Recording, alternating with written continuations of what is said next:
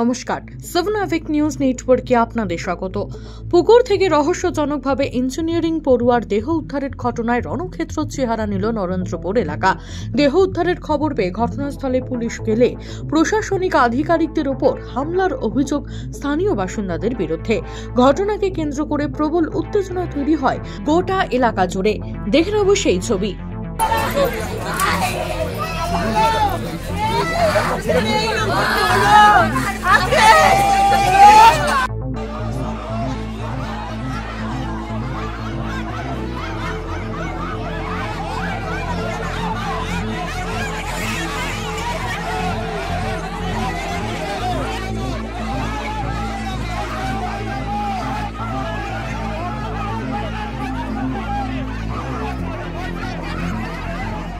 প্রসঙ্গত, বৃহস্পতিবার বাড়ির পাশে একটি অনুষ্ঠান বাড়ি থেকে তার কাছে ফোন এলে বাড়ি থেকে বেরিয়ে যায় মহামায়াতলার বাসিন্দা ইঞ্জিনিয়ারিং এর দ্বিতীয় বর্ষের ছাত্র সুপ্রতিম দাস।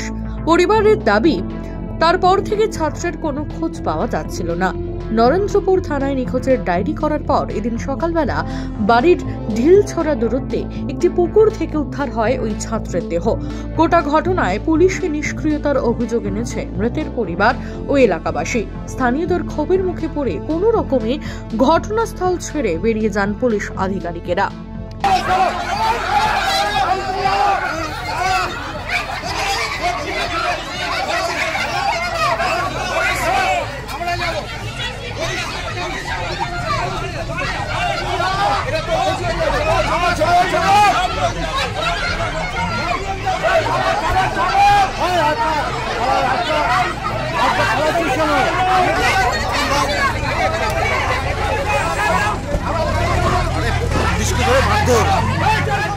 রিপোর্টিং ঠিকঠাক না হয়েছে, 112 ঘন্টা ধরে আমরা জানিয়েছি, 112 ঘন্টা থানায় বারবার করে গেছি, প্রচুর রিকোয়েস্ট করেছি, মোবাইল নাম্বার দিয়েছি, বলছে টাওয়ার লোকেশন আমরা ব্যাক করতে পারছি না।